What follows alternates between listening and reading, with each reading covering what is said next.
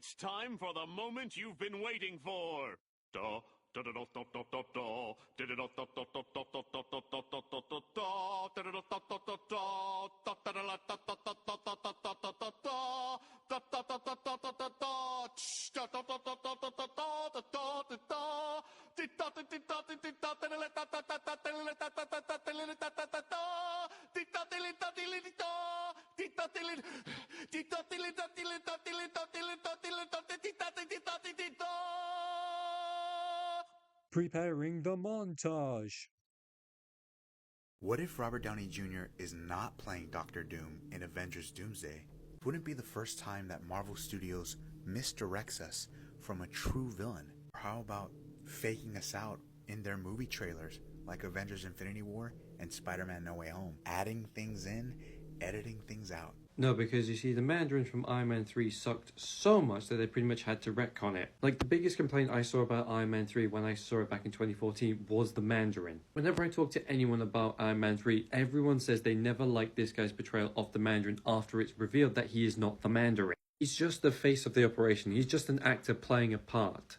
Don't get me wrong, before the actual reveal of this guy not being the Mandarin, he's just an actor, I liked the portrayal. It's just after that reveal, the movie just nosedived. And then they retconned it because a lot of people love the Mandarin and it did not like what they did with him. Like, who else remembers this short film? To give a quick summary, this was basically the fake Mandarin goes to prison and then agents of the real Mandarin come up to the fake Mandarin and says, hey, the big guy wants to talk with you. This came out in 2014. 7 years later, we got the real Mandarin. 7 years of planning and writing and directing, trying to figure out how the hell they're going to slot in the real Mandarin after the colossal mess up of Iron Man 3. And it worked fantastically well. This Mandarin is the real Mandarin. He acknowledges everything that happens in Iron Man 3, thinks it's stupid, and then promptly moves on. And as for your other two examples, Spider-Man No Way Home and Avengers Infinity War were the two most anticipated Marvel movies of the time. And I said the same thing in regards to Deadpool and Wolverine. They are not going to spoil what happens in the movie via a trailer. They are going to CGI bits and bobs out of the trailer, and then they're also going to add bits into the trailer so that way it doesn't spoil for what actually happens at said point in the movie. Take Thor Ragnarok, for example. They CGI'd his eye back in so that way it did not spoil for what actually happens in the movie, and there was a genuine shock and surprise to see him lose that eye. Now, is this going to be one big giant cover for Cillian Murphy to play Doctor Doom instead of RDJ?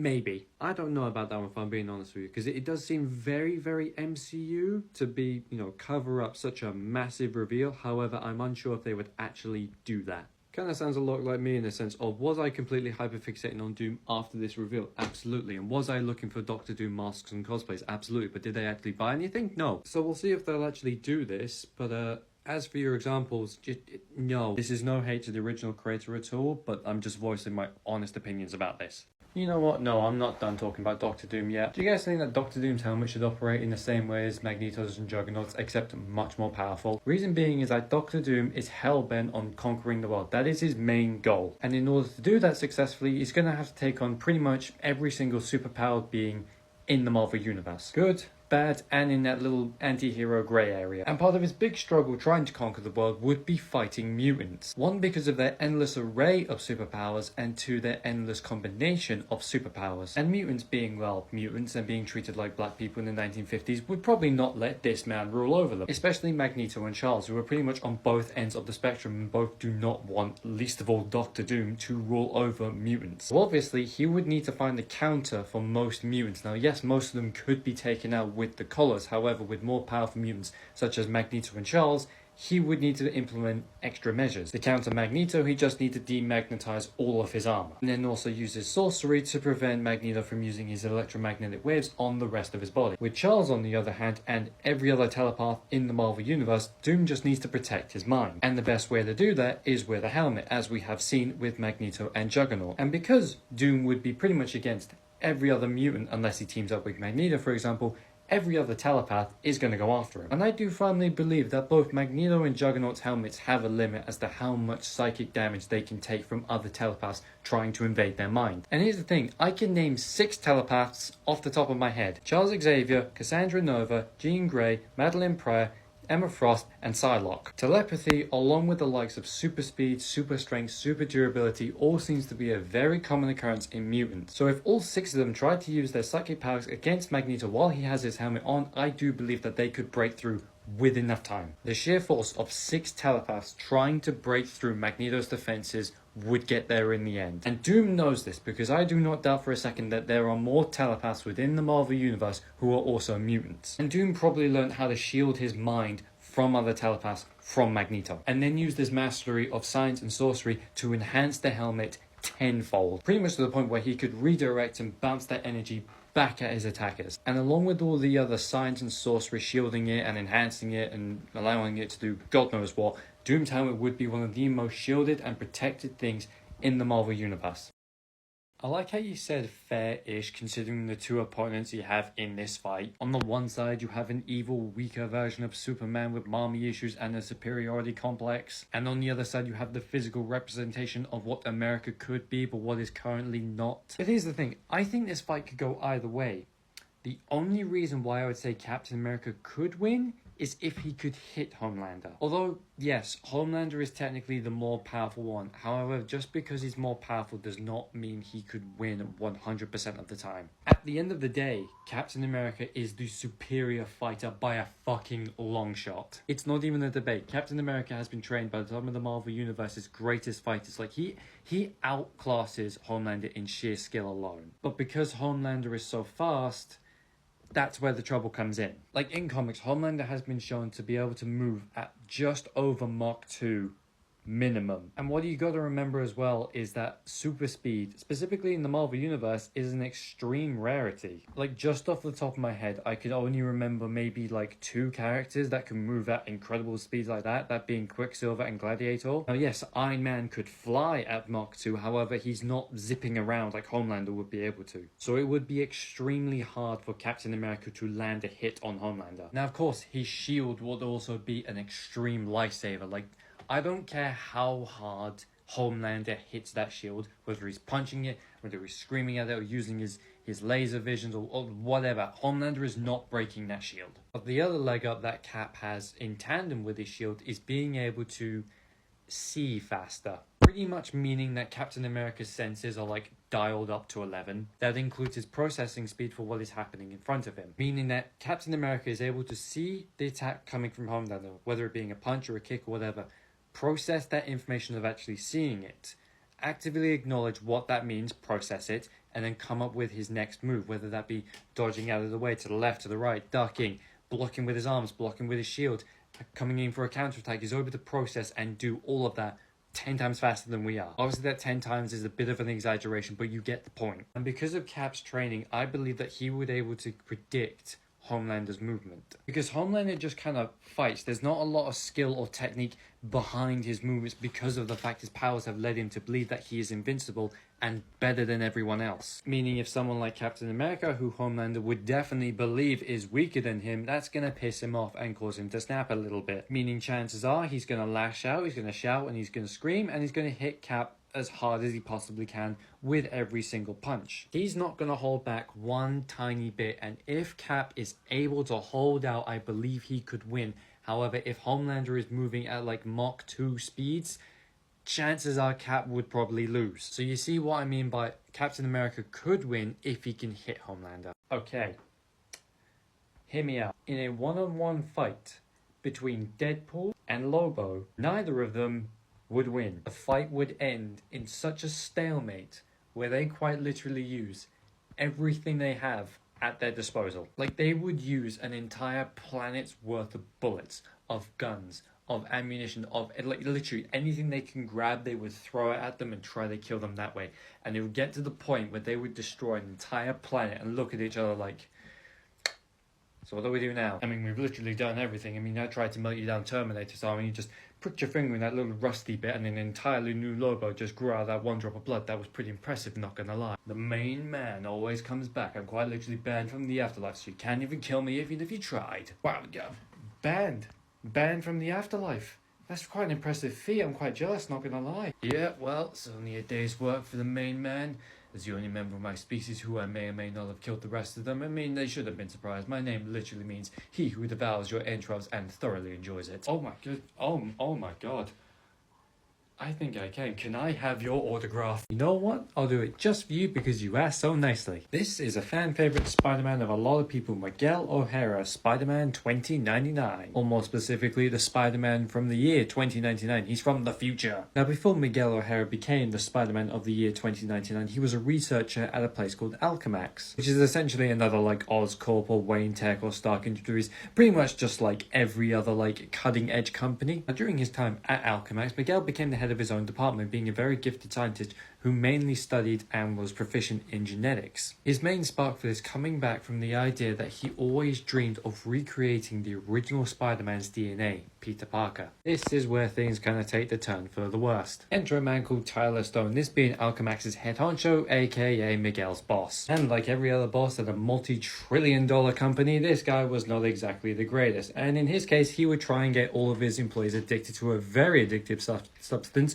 called Rapture. No, not the place from Bioshock, this is a drug. And Miguel was no exception. However, when he realized what was being done to him by his own boss, Miguel tried to rewrite his own DNA so that way it would not be dependent on that drug anymore. And obviously the only DNA that he had to work with was the somewhat reconstructed, misshapen piece of Peter's DNA that he had come up with. And of course this was sabotaged at the last minute, blowing up in his face.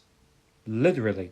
Dr. Doom style. And of course as Miguel emerged from the flames, he was alive, but obviously different and altered. His DNA had successfully fused with what he had come up with, Peter's DNA. However, he was slightly different than your average spider person. Now yes, he has the typical super strength, speed and reflexes. However, he actually shoots organic webs. Go web!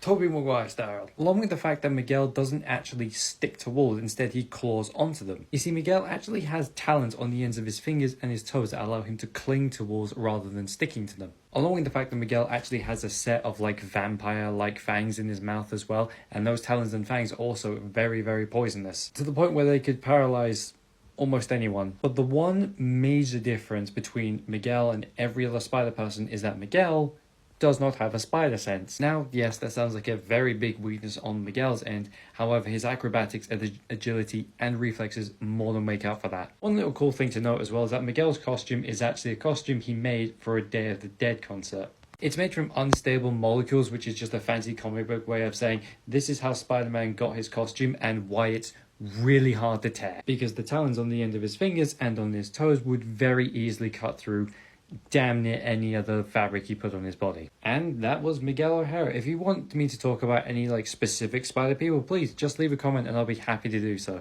Okay, so I'm going down to the train station because my girlfriend's coming to visit, so we're doing a video outside today. And yes, I'm dressed like Will again, I don't care. This is my favourite jacket, right? Sue me. We've got another one of these polls today. Darth Vader if he wasn't burned versus Yoda. I obviously picked Yoda. Now the reason being is because of his whole experience at life. The dude lived 900 years, alright? He probably knows more about the Jedi Order as a whole than the Jedi Order themselves during the events of the prequels. From my knowledge and from what I remember, there was only one other person who was able to duel Yoda to a standstill. That was either Kit Fisto or Plo Koon. I can't remember which one it was, but it was one of them. Yoda has got so much experience on Anakin, not only at life, but also as a Jedi. It's not even funny. He has lived and trained about 200 years of Anakin's whole lifespan and career as a Jedi and Sith. Now here's the thing as well. I firmly believe that Yoda had studied elements of the Force before they were banned by certain eras of the Jedi. Let me explain by what I mean. Let's say, for example, Yoda was 200 years old when he first learned how to deflect Force lightning. Then 100 years later, the practice was later banned, or it was either just fizzled out because it was no longer seen to be fit because the Sith had been long since extinct. The same thing probably goes with the fact that Yoda most likely learned all 7 forms of lightsaber combat before Form 7 was later banned by the Order. When you're able to live as long as Yoda and you're as powerful as Yoda, the best thing you can do is study. Whether it be lightsaber combat or whether it be the Force, it would be in your best interest to learn as much as you possibly can in your lifespan. And someone as wise as Yoda would know this, because then he is able to pass that knowledge down to any of his pupils to make them better Jedi. With every new generation that Yoda passes down knowledge and experience to, that generation becomes better. They become better Force wielders, better lightsaber duelists, and better and wiser Jedi as a whole. And being such an experienced Jedi in all forms of lightsaber combat and seeing every single Jedi kind of grow up and die, Yoda will be able to pinpoint Anakin's weaknesses in his own style. Yes, Yoda flipping around the battlefield would definitely tire him out, and he knows that for a fact. However, living as long as he has and fighting as long as he has, Yoda would definitely have a countermeasure for that as well. Yoda would essentially be like the Batman of Star Wars. Not that he would have a contingency plan to put down every single Jedi that comes into the Order, but the case of he would be prepared to fight every single Jedi that comes into the Order because of the fact that he knows all these Jedi all too well. He knows all of the lightsaber forms in and out, and he can gauge every single Jedi's power in and out, whether it be seeing them in the battlefield or hearing about them. He would just be able to outclass every single Jedi as a whole, including Vader if he was never burned. The only way I can see not burned Darth Vader winning this fight is if he was able to influence his midichlorians to bring himself back to life on the verge of death, or use the Force to amplify his midichlorians and boost his power tenfold to eventually overpower Yoda. However, I do not see Anakin being able to do that. The only person who would have a chance of doing that, if they were still alive, would be Darth Plagueis in my mind. But anyway, sun's coming up, the train's coming. Let me know what you think in the comments. So I saw this post on Reddit not too long ago. You know the shtick by now. This got my nerd brain tingling, and I got to thinking, who is the best hero rival for Hulk on the 4 pictures that this person posted on Reddit? The first one obviously being Thor, and the other 3 being The Thing, Wolverine, and Iron Man. Now in my honest opinion as a comic book nerd, it's Thor. Thor is the best hero rival for the Hulk. Let me explain why. The Hulk is arguably the most hated superhero in all of Marvel. Not to us as readers, but like people in universe hate him. He's seen as an uncontrollable, giant, raging monster who will kill, destroy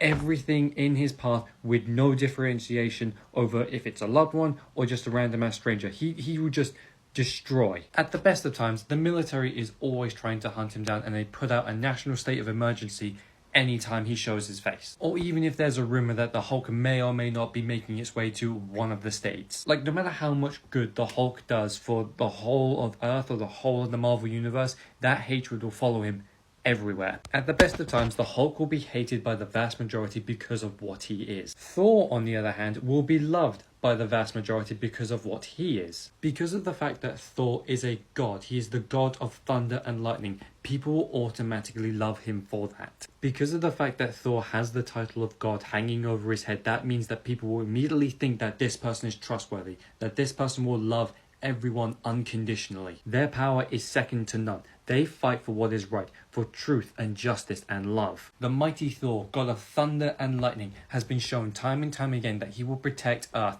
that he will protect Midgard and its citizens from any threat that may come its way. It doesn't matter if he's fighting deranged lunatics like Green Goblin, extremely dangerous people like Doctor Doom, or unbelievable powerhouses like the Hulk, or even from his own brother. Thor will protect Earth, and people love him for that, because his actions speak louder than his words. His actions show why he is a trustworthy god, why you should believe, trust, and love all gods. But because of the Hulk's actions, which he cannot control sometimes, that has led people to believe why they should hate him with everything in their being. And the reason why these two should be the best hero rivals is because the Hulk would hate Thor because of how much he is loved. Thor has done some horrible things in his many thousands of years of living. Arguably worse than the Hulk sometimes. But here's the thing, people don't hone in on that. It's so much easier to say, this giant green rage monster destroyed and caused this travesty, rather than blaming it on a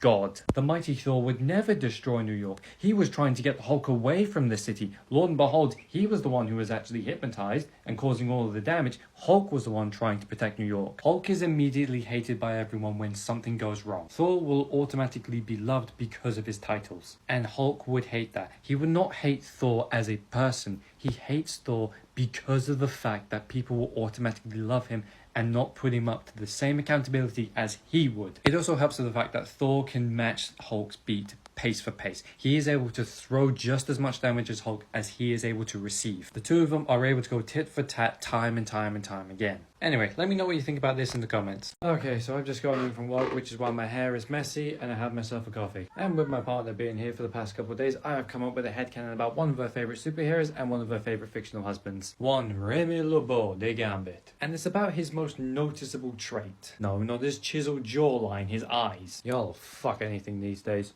Now my headcanon mainly fits around a variant or a couple variants of Gambit, because for most continuities he was born with those Tokyo Ghoul looking eyes. However, I firmly believe that at least one version of Remy has his eyes, in fact, tattooed. Yes, that is a thing you can do for those of you who did not know. Now, this version of Remy got his eyes tattooed way before joining the X-Men and way before even becoming Gambit or even being that big into cards. Like, this is Remy of the Thieves Guild. And it also ties into the fact of the reason why he started playing cards and why he's so damn good. It's because he lost a bet against his brother. Yes, for those of you who don't know, Gambit has a brother and he's not on good terms with him at the best of times. And no, he's not a mutant, and I don't even remember his name. I just know that Gambit has a brother. Now, Remy losing this bet was also the sort of started the downfall of their relationship as well. Essentially, what my headcanon is that Remy and his brother got into a fight and his brother challenged him to a game of cards.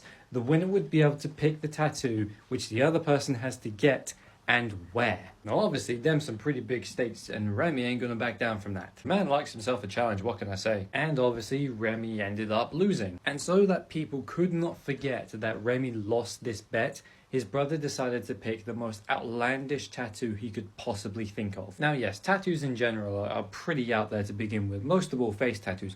But the most outlandish tattoo you can get and the most noticeable tattoo you can get is your eyes. For the most part, that is the first thing people hone in on, is looking you in the eyes whenever they meet you or see you. So that is what his brother made Remy get. Black and red ink in his eyes, the complete inverse of what he was born with, that being blue eyes. And honestly, if I lost a bet like that to my brother, I would not be best pleased. Which is what sparked Remy on and motivated him to never lose at cards again. So he became freakishly good, like the undisputed king of cards. And many years later, Remy would go back home and challenge his brother again to that same game of cards, the stakes even higher this time. And his brother said no. Reason being, he knows how good Remy is and decided to quit when he was ahead. And to be honest with you, I would do the exact same. Like, this dude has 52 explosives in one pocket. I ain't taking that chance. Anyway, tell me what you think about my headcanon and my girlfriend's choice in fictional men in the comments. I mean, she's dating me, so she really has poor taste. Okay, I feel like enough time has passed for me to finally be able to talk about this movie. And yes, I am on my way home from work, so you're getting a video outside today. But you ain't gonna see it, ain't no way I'm letting you fucks know where I live. Anyway, this is my spoiler review for Deadpool and Wolverine, so if you have not seen the film, just shoot. This was hands down the funniest thing I've ever seen in a long time. Like, in terms of funny alone, this film is a straight 10 out of 10. Cameos were god level. When Wesley Snipes as Blade walked into scene, my jaw fucking dropped. And of course, seeing Channing Tatum as Gambit as well in the comic accurate suit, holy shit. I will say the accent does need to be worked on. It had me for a few bits here and there, but it definitely dropped a lot in this film. Pacing was great, the story was fantastic, the costumes, the actors, everything was fucking amazing. Seeing Chris Evans return as Johnny Storm blew me out of the water. And Cassandra Nova was a great villain along with Mr. Paradox. In my honest opinion, there would have only been 2 changes I would have made to the film. Maybe 3 if we count Channing Tatum's accent, like holding strong throughout the entirety of the film. The first being the fight between Logan and Sabretooth and getting the full comic accurate sleeveless shoulder pads combo, which I will say, just because we didn't get that one thing does not take away from this film in the slightest. I'm just being nitpicky because I'm a huge Wolverine fan and I really wanted that to be in the film. With the pacing of the film as well, there's only one scene where I could have actually seen them putting that in on top of everything that happens, and that being this scene here where Logan talks to Laura about what happened to the X-Men. The way I feel like it could have been done is in this scene, just before Laura comes over to Logan, instead of him sitting there on the log over the campfire drinking, he's there trying to fix his armor. He's there trying to rub off the blood and get all the scratches and the bullets and the whatnot from his shoulder pads. And like there's a full bottle of alcohol next to him, but he has not touched it yet. Like, besides fighting, this was the one thing that stopped Logan from drinking throughout the entire film. But more importantly, in my mind, it shows us first, rather than tells us first, why this suit means so much to him. Why it's his sort of last treasured memory. Why he wears it under his everyday clothes. Then the next full scene we get of Logan, just before this one here, where the Resistance fight against Cassandra Nova's forces, Logan steps out of the car boot and reveals that he has managed to put his shoulder pads back onto his suit. However, the sleeves were just beyond repair. Now, in regards to the Sabretooth fight, there is a way they could have done this a bit better, in my opinion. Because you cannot give us a full minute-long trailer where you tease the fight between Logan and Sabretooth, directly saying that people have been waiting decades for this fight and end it the way they did. Here is a different way we could have done it, in my opinion. You keep everything that happened in this. However, when this scene happens where Lady Paul and all the other Deadpools start walking through the portal,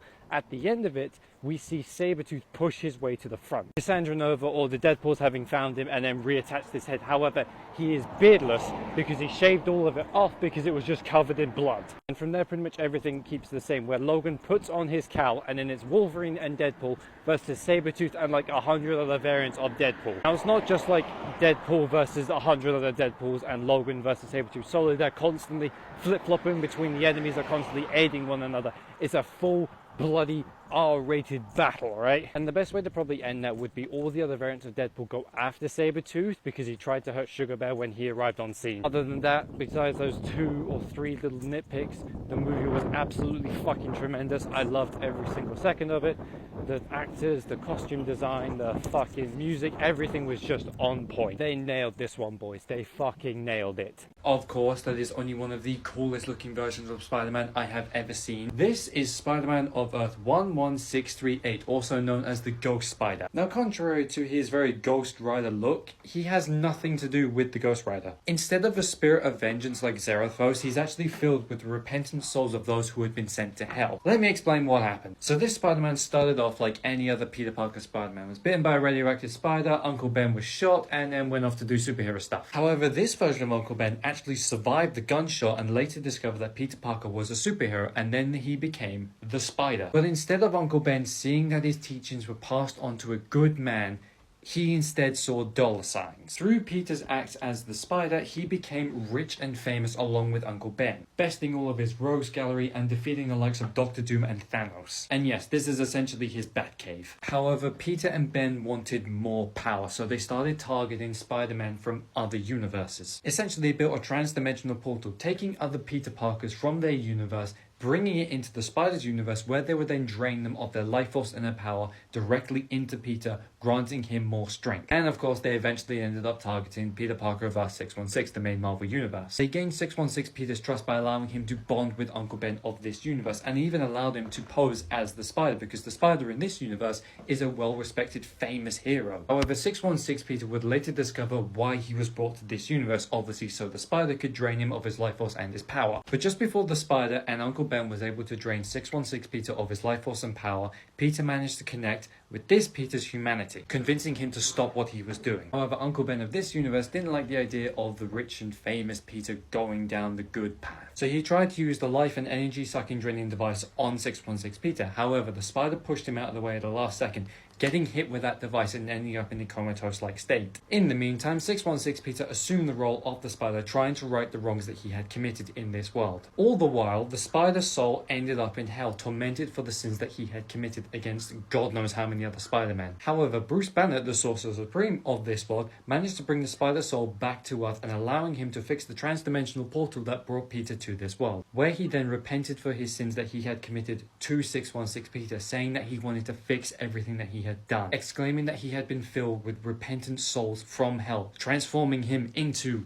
the Ghost Spider, a spirit of vengeance setting out to right all the wrongs he had committed in his world. And he looks fucking glorious doing it. And that was the Ghost Spider. If you have a specific Spider person you want me to talk about, please leave it in the comments. Well, you see here, that is way more difficult to answer than you might think, because the Hulk has been stated that he has unlimited strength based on the fact of that the angrier he gets, the stronger he gets. Because the way we need to calculate his strength is by first calculating the maximum amount of rage that the Hulk can exert, but with his rage not having a cap on it, meaning you cannot put a cap on his strength. And Thor has been stated to have God's strength, which just means his strength is limitless, meaning any feats that I try to pull out from comics would be meaningless because both of their strengths are limitless. The only reason why I would say that Thor is stronger in the long run is because Hulk can be knocked back into Bruce Banner. These panels come from the pages of World War Hulk, in which Hulk fights Sentry. Sentry is essentially Marvel's version of Superman, and Sentry is terrified of his own power because of how strong he is. Similarly to how Bruce is terrified of the Hulk because of how strong he is. In this fight, these two have cut loose. They are fighting each other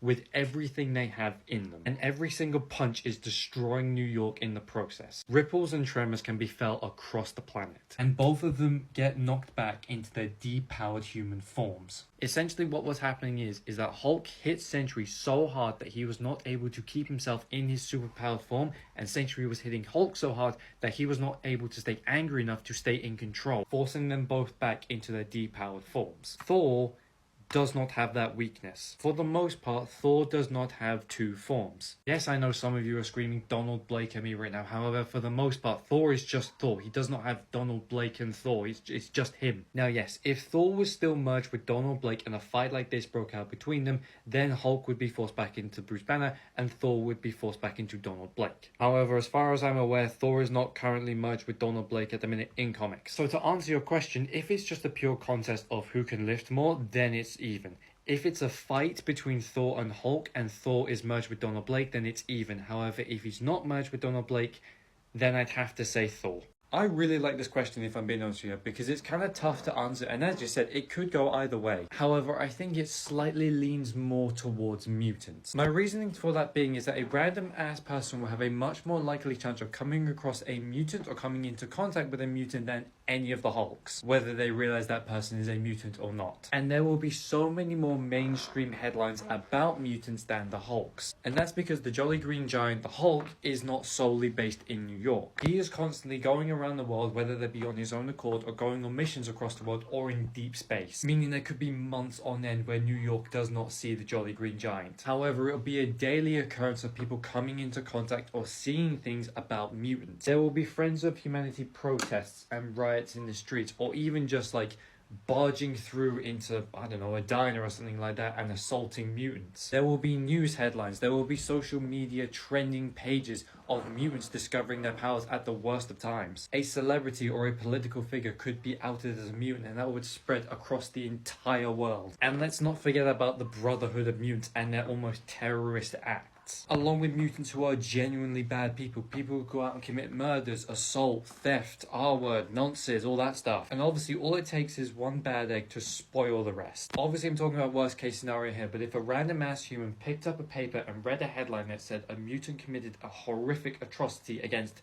anyone, that is obviously going to make them look at mutants as a whole differently. And obviously with the more headlines that come out about things like that, whether it be in the papers, on the television, on the news, or on social media or whatever, that is going to make people look at mutants differently. Everyday people just do not have that level of exposure to negative attitudes towards the Hulks as they do mutants, whether that be the original Hulk or any of the other Hulk members, whether that be the seemingly endless amount of Hulks in Bruce Banner's head or the other members of the Hulk family. A-Bomb, She-Hulk, Red She-Hulk. So I would honestly say that a random in-universe New Yorker would most likely hate mutants more than the Hulks because of the constant stream of negative social media posts and news outlets. Oh yeah, there's tons of different Hulks. So what I'm going to do for this video is kind of split it up into two parts. The first half of this video will be talking about all the different Hulks that have a human form and a Hulk form, and then the other half will talk about all the different personalities of Bruce Banner's Hulk. If anyone wants a deep dive video on any of the Hulks I talk about in this video, please leave it in the comments. Starting off with the classic, of course, we have Bruce Banner and the classic Green Hulk. Then we move on to Bruce Banner's cousin, Jennifer Walters, who becomes the She-Hulk. Then we come to General Thunderbolt Ross, Bruce Banner's father-in-law, the Red Hulk, who also has a daughter named Betty Ross Banner, Bruce Banner's wife, who is the Red She-Hulk. Rick Jones, aka A-Bomb, who is the guy that Bruce Banner saved before the Gamma Bomb went off that turned him into the Hulk. Amadeus Cho, someone who looked up to Bruce Banner and the Hulk and arguably the only person who willingly became a Hulk. And then finally we have Scar, that being the Hulk's son on Sakaar. Now keep in mind,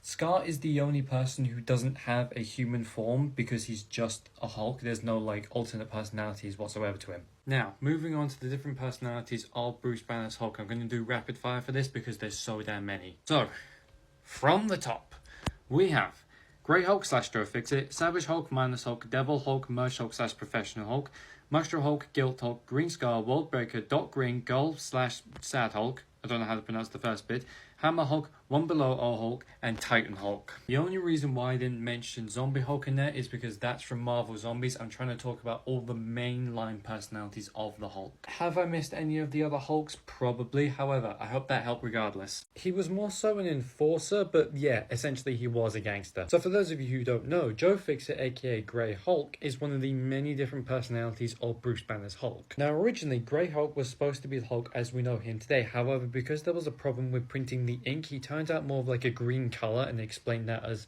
oh, because of the amount of gamma exposure, the Hulk turned out green. However, the Grey Hulk was still written into canon as a different personality of Bruce Banner's Hulk. Now, when Bruce Banner transforms into the Grey Hulk, he still retains the Hulk-like strength. However, he maintains some of his intelligence and cunning ability. He kind of remains like a middle ground between Bruce Banner and the Hulk. He's not as strong as the Hulk, and he's not as smart as Bruce Banner. He's kind of like in a nice grey area, if you will. Now, this grey area mix of Bruce Banner and the Hulk's abilities allowed Joe Fixer / Grey Hulk to outthink and outmuscle many of his opponents, allowing him to become a gangster in Las Vegas. A good example of Joe Fixit's ability comes from the Hulk animated series when he fights Crusher Creel, another gangster at the time. Grey Hulk under his alias Joe Fixit and She-Hulk under her alias Lady Green were able to outfight and outthink many gangsters in the show, using their cunning ability, intelligence, and their strength to overpower anyone they came across. Now, although the Jolly Green Giant is the main Hulk we see in comics, Grey Hulk is still a very beloved character and a lot of people want to see him come back. If there are any other specific Hulks you want me to talk about, please leave it in the comments. He was more so an enforcer, but yeah, essentially he was a gangster. So for those of you who don't know, Joe Fixit aka Grey Hulk is one of the many different personalities of Bruce Banner's Hulk. Now, originally Grey Hulk was supposed to be the Hulk as we know him today. However, because there was a problem with printing the ink, he turned out more of like a green color, and they explained that as,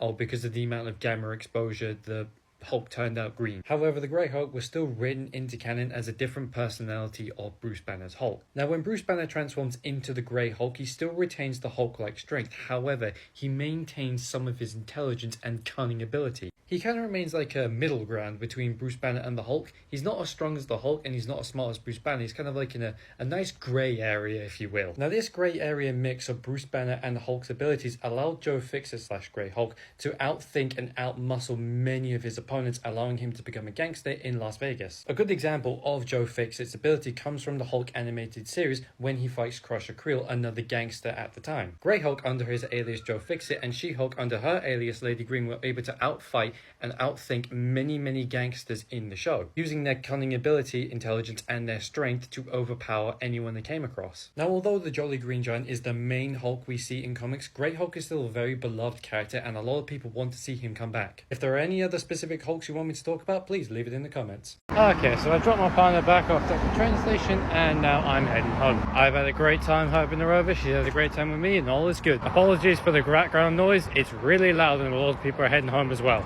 Now, because I'm in such a good mood, what I want to do is rave about one of my favourite villains of all time. And no, for once, I'm not just talking about Doctor Doom. I actually want to talk about this guy, Zhao Wenwu, the Mandarin from Shang-Chi and the Ten Rings. The reason why I like Wenwu so much is because of the fact that he is simply the most human character that has ever been written in a comic book movie. Like at the start of Shang-Chi and the Ten Rings, it's very explicitly said that Wenwu is after power and riches. Then he goes on to conquering the whole planet, which is pretty much the core three things that a villain wants to do. That is textbook villain right there. And after living for 1,000 years, gaining as much power as he can, all the riches in the world, and conquering damn near the entire planet, you can see why Wenwu kind of stepped back and why he didn't really strive for more, because he already achieved everything he wanted to achieve. The only thing he was missing was someone by his side. However, he wasn't looking for that, which is when he found love. And after finding love and finding a new purpose in life, he gave up the former thing that gave him power and purpose in his life, that being the Ten Rings. It wasn't a case of like Wenwu was sneakily using the rings behind his wife's and child's back. No, he just straight up gave up the rings to become a better man, to become a father, a husband. And I have no doubt in my mind that those first few years of Wenwu giving up those rings to become a family man was one of the hardest years of his life, because that's all Wenwu knew. And it would have been very easy for him to slip into that habit, but he didn't. He remained firm and strong that he was going to become a good man. It's only after his wife dies where he goes back, where he reverts, where he relapses into the only thing he knew beforehand. It's very easy to call Wenwu a villain pre-family man stage. However, I firmly believe that when Wenwu relapses and picks up the Ten Rings once again in order to avenge his wife, he is not the villain anymore. He is a widower now. He is a man in mourning, suffering over the loss of the love of his life, doing the only other thing he knows how to do in order to cope with that. All he wants is his family, and I can't fault him for that. Like, when you lose someone in your life of such significance like that, and the only thing you know how to do is revert back to your old stages, to your old life, to your old era of a villain, of power and strength, you would do everything within that power to bring that person back. Like when Shang-Chi first fights his dad and states, she was gone and we needed you, but you chose those damn rings over us. Shang-Chi doesn't understand that that's all Wenwu knows. Okay, I'm home, so I can finish this last point here. Shang-Chi doesn't understand the fact that his dad is in just as much pain and just as much mourning as he is, because Wenwu knows for a fact that he had the power to protect her. He had the power to make sure no one would ever touch a hair on her. And he knows in his mind that if he had not given up those rings, she would still be alive. Which is why it's so easy for the Dweller in Darkness to manipulate Wenwu, because of the fact that he is in mourning and in pain and suffering and vulnerable. And he is projecting the one thing that Wenwu wants the most, his family back. And I fucking love that shit. It's so well written and I love it. Now this is actually really simple to answer. Doomsday would just be impossible to decapitate ever again. The thing with killing Doomsday is that his body evolves to a point where it's physically impossible to kill him after you've killed him a certain way. Let me give you an example. Now these screenshots come from Justice League Unlimited, the animated series. In said scene, an evil version of Superman, known as Justice Lord Superman, uses his heat vision to lobotomize and kill Doomsday. And as you can see, Justice Lord Superman's heat vision burns through not only Doomsday's skull, but also the spiky bony protrusions on his forehead, leaving him docile and dead. But of course, Doomsday comes back and the OG Justice League Unlimited Superman tries to kill Doomsday the exact same way. However, as you can see here, this does not work, and Doomsday in this scene factually says,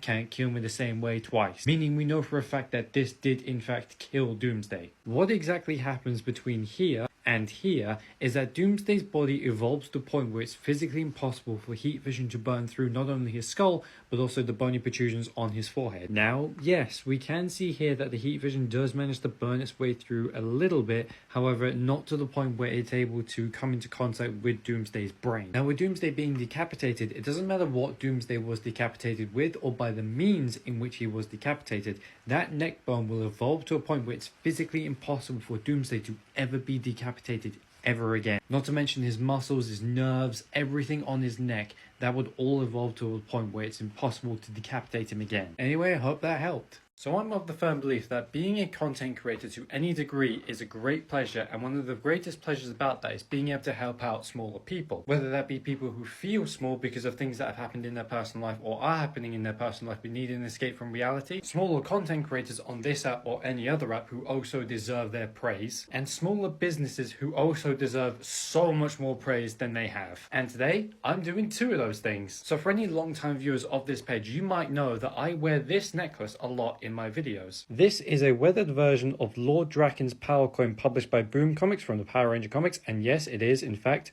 double-sided. Now I picked this necklace up about a year ago from a person called Power Props Jess on Etsy, who is also here on TikTok. Now if you love collectible Power Ranger stuff, I'd highly recommend checking out Power Props Jess over here on TikTok and over on her Etsy page. Because not only did she fashion this beautiful necklace along with another necklace I'm going to show off later in the video, but all of these custom belt buckles as well. Like, just look at all of these incredible designs. And she's done Green Ranger, White Ranger, and Lord Draken stuff as well. Speaking of the Green and White Ranger, of course we all know that Lord Draken fused the two powers together, so of course I had to pick up the Green Ranger Power Coin and the White Tiger Power Coin as well. They're stuck together on the same necklace, so you get two powers for the price of one. These are hands down two of my favorite things to wear, and if anyone knows anything about me, is that I like my jewelry. So this is a massive shout out and a big thank you to Power Props Jess over on Etsy. She has not paid me to tell you any of this. I have paid her my money to get these two things. I am not sponsored in any way, shape or form. I'm just biased and very happy with my two purchases. So go and check out Power Props Jess over here on TikTok along with her Etsy, and she also has a Facebook and an Instagram. Thank you once again, Jess, and may the power protect you all.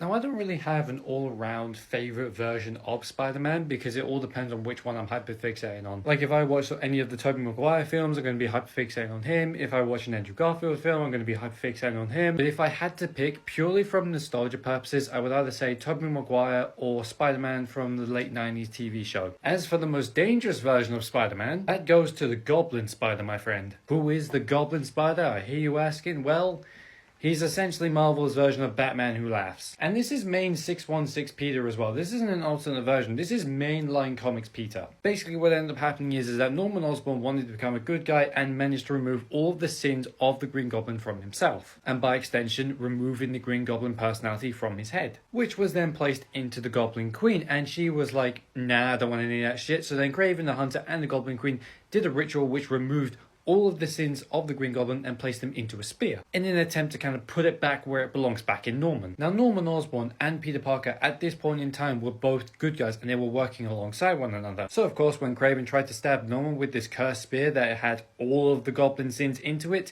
Spider-Man jumped in the way, causing Peter to absorb all of the Goblin sins and his personality as well, becoming the most dangerous version of Peter Parker alive. The reason why this is so dangerous is because it's all of Peter Parker's knowledge and experience and powers with the mindset and the moralities of the Green Goblin. And to draw this direct comparison again, the reason why this is so dangerous is directly comparable to why the Batman Who Laughs is so dangerous. It's Bruce Wayne, Batman, with all of his money, gadgets, all of his knowledge and experience of fighting these villains for decades and then using that against everyone. Like we know for a fact, Peter pulls his punches with most fights he gets into because otherwise he would just take people's heads clean off. So imagine him doing that to everyone he comes across, regardless if it's friend or foe or just a random ass bystander. Like just think of the Green Goblin's career. Think of all the things he's done in terms of terrorizing New York and all the heroes and the villains in it, and then put in the mix Peter Parker's powers, knowledge and experience in there as well, with his face as the forefront. That is terrifying to think about. I'm not entirely sure if you mean this Spider-Knight, who's also and more commonly known as Prince of Arachne, or this Spider-Knight, which is spelled with a Y, who featured in the Ultimate Spider-Man cartoon. So what I'm going to do is in this video I'm going to talk about Prince of Arachne, and in a later video I'll talk about Spider-Knight spelled with a Y here. So that way I talk about both versions of Spider-Knight for people who want one, the other, or both. Anyway, this is Peter Parker of a 71004, otherwise known as Prince of Arachne. Much like how Spider-Man Noir takes place in the mid-1930s, Prince of Arachne here takes place some point in the medieval era. From the research I've done, there's no specific date given as to actually when this takes place. In said time period and universe, Peter Parker here belongs to the House of Parkers, a renowned family known for their bravery, honor, and loyalty. However, in an attempt to protect their borders, both Benjamin and Richard Parker both died. And from the research I've done, neither May nor Mary is mentioned as to what actually happened to them. But in Richard Parker's dying breath, he asked Norman Osborn to take in his son and raise him as his own. And in many years to come, Peter would become a very skilled fighter. However, he'd mainly be there for cleaning house for Norman and Harry. Along with that, Norman also hired a young woman named Mary Jane as a maid, in which she would be cleaning house, serving food and all stuff like that. However, Norman did threaten to sack her if she did not clean his armor to specific standards. Reason being is that King George was hosting a ball in order to find a suitable knight to marry his daughter, Princess Gwendolyn. However, in an attempt to try and win over the young princess's hand in marriage, Peter snuck into this tomb of his deceased uncle and father in order to build his own armor. Taking inspiration from just a random ass spider lurking in the tomb,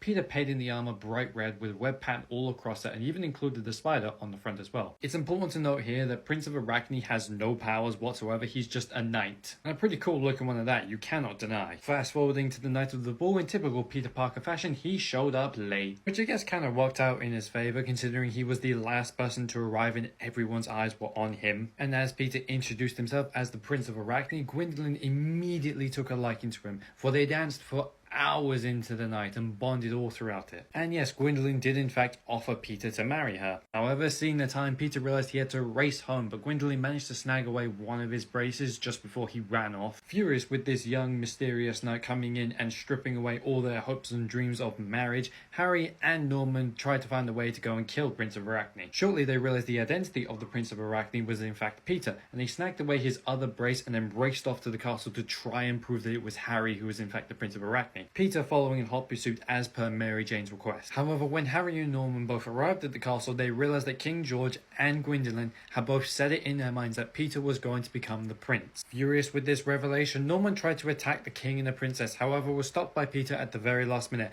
but this didn't prevent Norman from cutting the rope that held the chandelier above Peter. But at the last possible second, Gwendolyn pushed Peter out of the way and was killed on impact when the chandelier hit her. Peter very quickly struck down Norman after that factor, and Harry swore revenge as he was was taken away. After a long mourning period, Peter was finally knighted and pronounced Prince. And no, he didn't go back for Mary Jane. The last we saw of her, she was lying in bed weeping for his return. And that was the Prince of Arachne. If you have any other spider people you want me to talk about, please leave it in the comments. We now present dumb things that are probably happened in comics that we never got to see.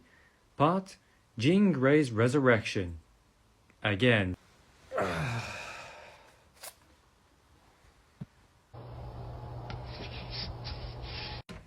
Logan, Jesus fucking knock, Scott, Jesus. Sorry, but that's something really important that you need to know. What, more important than leaving me alone? As a matter of fact, yes, and... Is that my picture of me and Jean?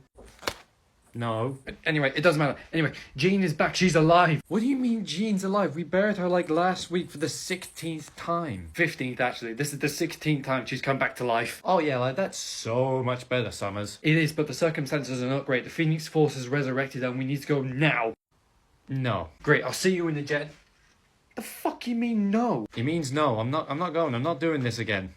I can't fucking believe you, Logan. I know full well your feelings for Jean are incredibly strong, and you love her, and you will love her to the ends of the universe, and you're gonna sit there and not say... I'm gonna stop you right there, lover boy, and be real with you for a second.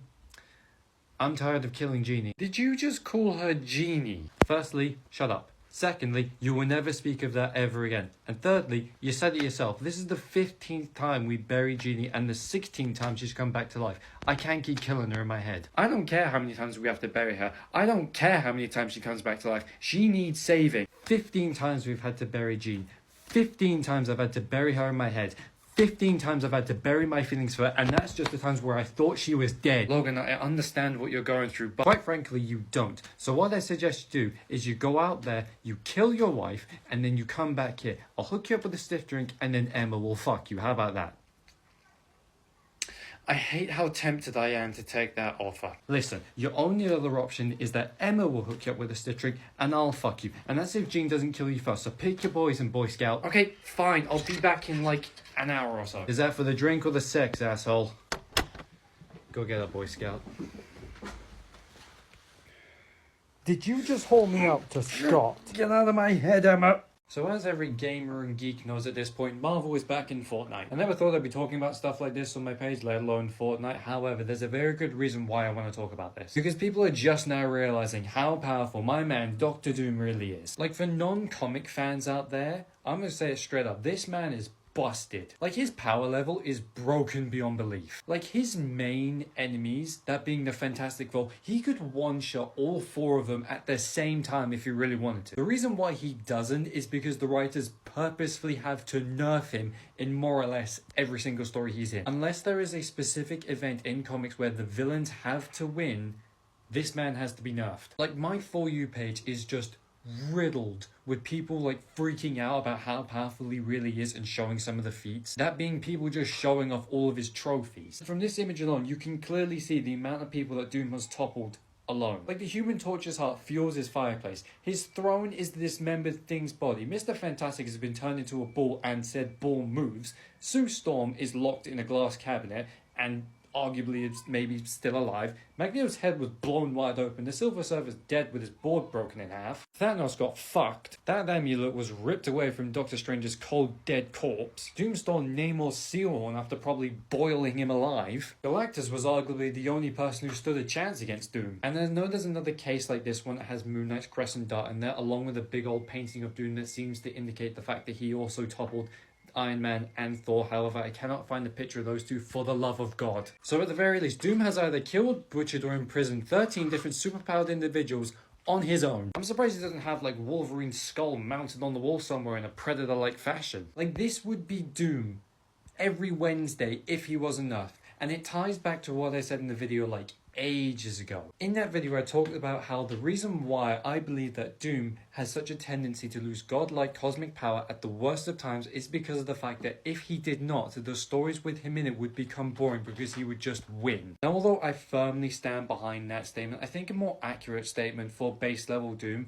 is that if he is not nerfed, if he is not turned down, if there is not one overarching flaw in any of his schemes, then he will just win. And again, the stories with him in it would just become boring. So if you're someone playing this season of Fortnite and you want to get to know the character of Doom better, and you want to get to know some of the feats and why he's so damn strong, go and read comics with Doctor Doom in it. You will not be disappointed. Especially Secret Wars from 2015. That's where you get Doom at the height of his power. So I saw this post on Reddit earlier today, and I want to put my own 2 pence into this topic. If I had to pick a character to have a Killed the Marvel Universe storyline, who would it be and why? Now personally, I have 3 picks for this. So what I'm going to have to do is split this video up into 3 parts, that way I can go into a full deep dive as to why I would like these 3 characters to have a Killed the Marvel Universe book. I hate making part 2s on this page, especially when it's not part of a series, but I'm gonna have to. So the first character I want to talk about is Wolverine, or more specifically, Weapon X. I would kill to see Weapon X kills the Marvel Universe. The reason why I want this so badly is because we've never actually seen the Weapon X process be 100% successful. Now yes, the adamantium grafting process to Weapon X's skeleton is successful, however the brainwashing is not successful. In all forms of media, Logan always gets the adamantium grafted to his skeleton along with the claws and then promptly escapes Weapon X. But he's never been fully turned into Weapon X. I love the concept for this more than anything. Could you imagine Weapon X, not Logan, not Wolverine, Weapon X killing the Marvel Universe? Think of all the characters in Marvel that Logan has a connection with. Whether it be a friendly relationship, a romantic relationship, a friendly rival relationship, Logan has grown to love so many people. And there are so many people who would come to Logan's aid at the drop of a hat. Now think if Logan never formed a connection with any of these people because he never had the opportunity to. Now think of Logan with no attachments. Think of Logan with no love in his heart. Nothing but what he is told to do. Nothing but obedience and brainwashing to further the goal of others. Nothing would stop this man because no one knows anything about it. Bodies would just be showing up. Heroes, villains, anti-heroes, hell, even politicians. People who get in the way of Dr. Cornelius and Department H end up dead by his hand. And with every new superhero or supervillain dead, they would know how to enhance Logan further. Injecting him with Hulk cells so that way his anger contributes to his strength. Using Iron Man's technology to demagnetize his skeleton. Reinforcing his skull with Magneto's helmet. Weapon X kills the Marvel Universe will just be an unstoppable force and a pleasure to read. Anyway, come back for part 2 when I talk about Spider-Man kills the Marvel Universe. Why, yes he is indeed, my friend. This is the Wolf Spider, Spider-Man of Earth 16827. You see, in this universe, after Peter Parker was bitten by that radioactive spider, he became evil. Like Green Goblin levels of evil. Like right off the bat, this man was taking lives, not just of his like rogue galleries or crooks or anything like that, like everyone in his universe. He even had a Miles Morales in his universe, which he just straight up murdered. Now, like pretty much every other Spider-Person in the multiverse, this version of Spider-Man has your typical Spider-Person powers. The wall crawling, super strength, durability, stamina, spider sense. But he also has a few additional powers as well, most notably the 4 spider limbs on his back. Yes, those are organic spider legs that he grew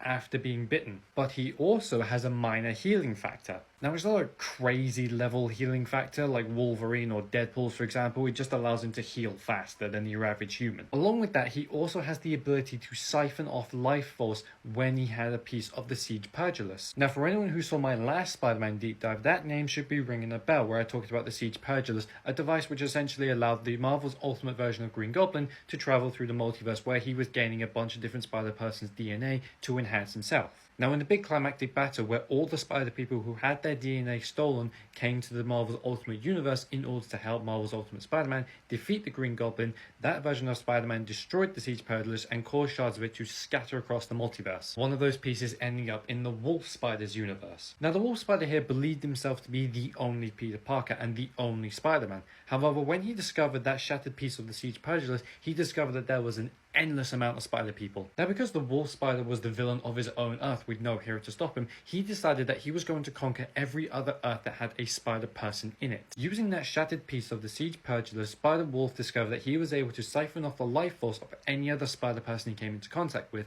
absorbing their abilities. For example, when he briefly siphoned off the life force of Kid Arachnid, he briefly was able to turn invisible. Along with the fact that he also siphoned off Kid Arachnid's other spider person powers and added them to his own, meaning that if the Wolf Spider here was able to lift a ton and Kid Arachnid was also able to lift a ton, Spider-Wolf here could now lift 2 tons. That was essentially his grand plan, to try and siphon off as much Spider-Person powers as he possibly could. However, when the Wolf Spider tried to enact his grand plan and siphon off all the life force from all the different Spider people that had been introduced in the cartoon, he found out that he had in fact poisoned himself and ended up destroying himself. Basically, by siphoning off the life force from all of the good Spider people in the multiverse and drawing it into himself, he ended up poisoning his own evil life force, and his body simply could not contain all of it, causing his body to shatter into 1,000 pieces, and those 1,000 pieces being scattered across the multiverse to which he cannot reform himself. Essentially meaning this guy's gone for good. And that was the Wolf Spider. And as always, if there's another version of Spider-Man or any Spider-Person you want me to talk about, please leave it in the comments.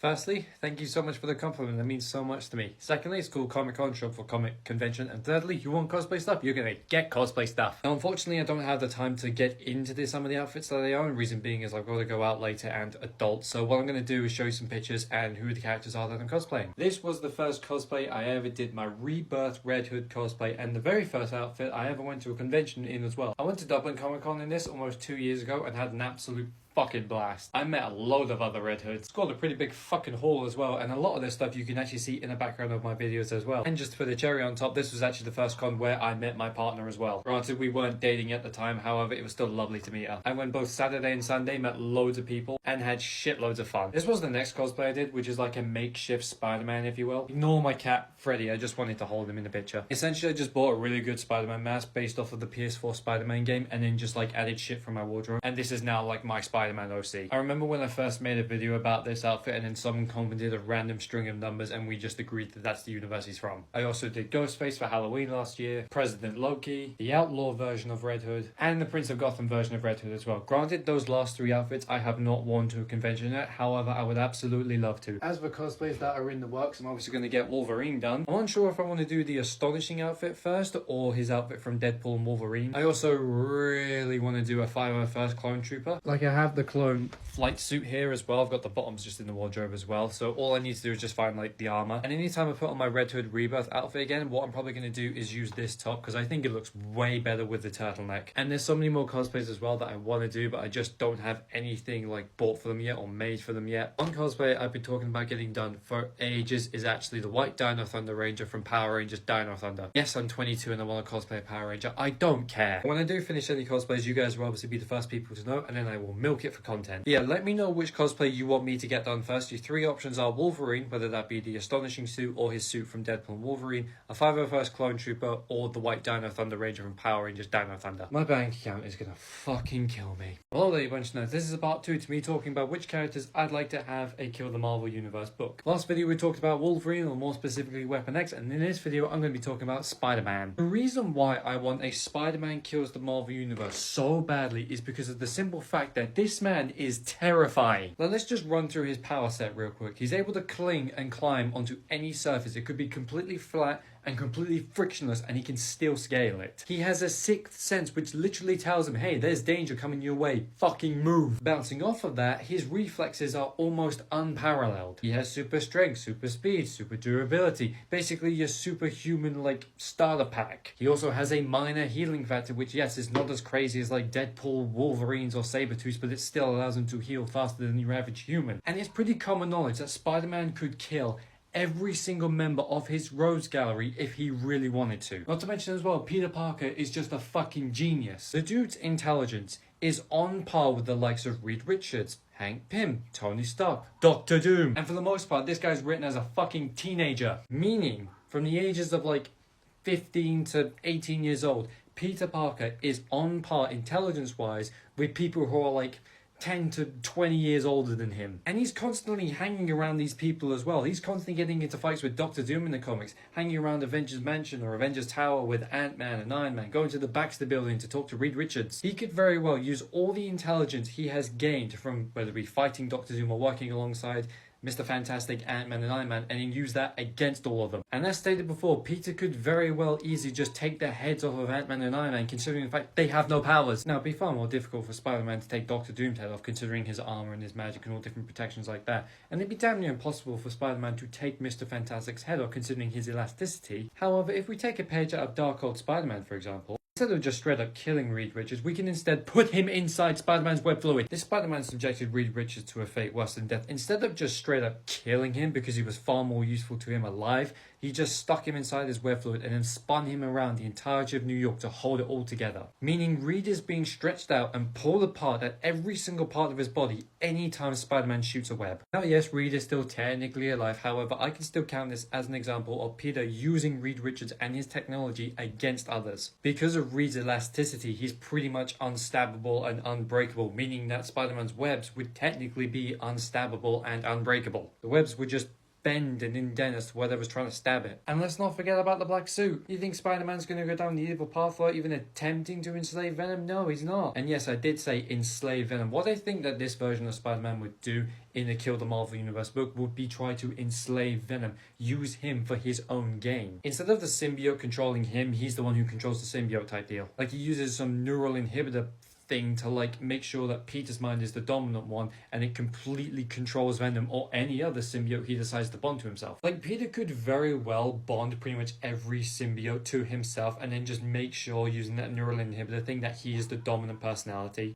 Or he just wears hybrid, I don't know, maybe fragments of the symbiote so that way fire and sonic waves don't like affect him as much. And even then, Peter knows that symbiotes have the overarching weakness of fire and sound, meaning he's not going to wear any of the symbiotes the whole time. He has the strength to take off everyone's heads and kill everyone in like a punch or two. He has the skills to back that up and make sure whenever he gets into a fight with someone as skilled like Iron Fist or Captain America that he can overpower them. He has the intelligence to know like how to fight people and to use their technologies against them or enhance himself or anyone else that he is enslaving. Oh, but how would he kill Wolverine and Deadpool? You ever had a Carbonadium or a Muramasa blade? Oh, but how would he kill the likes of Charles Xavier and Emma Frost and Magneto? Fucking use a power collar or like turn that shit into a cure like they did in X-Men 3 or X-Men 97. He has got multiple ways to kill multiple people and that is why I would love this story. Anyway, come back for the final part where I talk about Doctor Doom. If I'm being honest with you, I love comments like this where people are just cooking in my comments. This comment, along with a whole lot of others, comes from my Weapon That Kills the Marvel Universe video I did a few days ago, in which a whole lot of other people have been talking about which characters they would like to see have a Kill the Marvel Universe book. I've seen a couple other people mention Darwin, but I'm fairly certain this was the first comment to do it, and two of my personal favourite ones being Hawkeye and War Machine. But today I want to talk about Darwin because he is a heavily underused mutant and a heavily underestimated one, as we saw in X-Men First Class. So for anyone who doesn't know, Darwin's mutant power is reactive evolution. Essentially that means his body automatically reacts to whatever situation he's in and allows him to survive whatever is happening to him. A good example of this comes from X-Men First Class, where Darwin sticks his head inside a fish tank and then he grows gills, allowing him to breathe underwater. This makes Darwin one of the most unkillable people in all of Marvel, considering the fact that he would just evolve past to a point where he's able to die. Think kind of like Doomsday's evolution from DC Comics. The only difference being that Darwin has to be alive for his powers to activate. Now when it comes to Darwin killing the Marvel Universe, I think his powers have to be taken a step further because they're pretty much an all passive,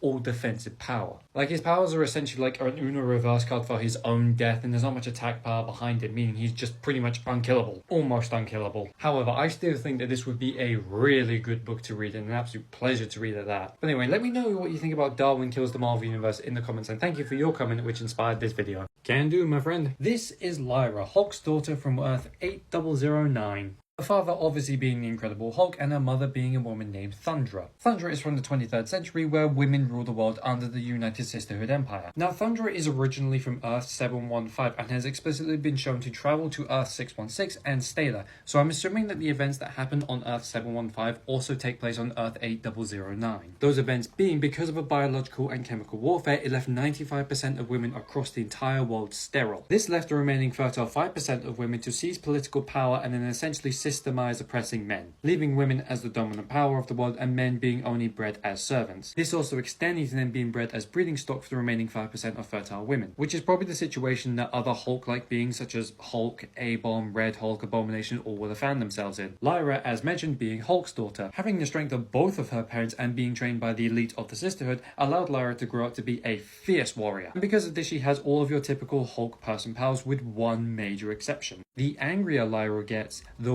weaker she gets. The reason for this being is they wanted to prevent Lyra from going on a destructive rage like her father has done many times. When you're enraged, it's so much harder to control your actions, so to prevent that needless headache, they just took that ability away from her, which was arguably the smartest thing anyone has ever done for a Hulk. Aside from that, she has all of the typical Hulk powers, the super strength, the durability, the speed, the regenerative factors, all that stuff. But she also has two unique abilities in her arsenal. The first being Gamma Sense, which essentially allows Lyra to sense her opponent's weakness and then puts her in a trance-like state whenever she's fighting someone, heightening all of her senses and making her pretty much unstoppable. And the second one being Symbiote Repellent Pheromones. In the 23rd century, there is something known as the Great Black Bloom, which is essentially a descendant of the original Venom symbiote. I don't even need to think how powerful that thing is. So to prevent the Great Black Bloom, or any symbiote for that matter, bonding with any of the women, scientists genetically engineered all the women in the time to repel symbiotes by giving off certain pheromones. Which is exactly what happened when Lyra came to Earth 616 to breed with Norman Osborn and came into contact with Venom. Venom could just not go near this woman at all. During her time in Earth 616, she was mainly looked after and mentored by the She-Hulk, Jennifer Walters, in which he taught her how to control her rage and how to control her Hulk transformation. She was also enrolled in Avengers Academy and then was also injected with modified technology by Bruce to prevent her powers from decreasing anytime she got angry. Last time we saw Lyra was when her and her mother reconnected and then they were transported to Weird World, which is just one segment of Battle World. And that was Lyra, Hulk's daughter. A really interesting character in my opinion, and I do kind of like the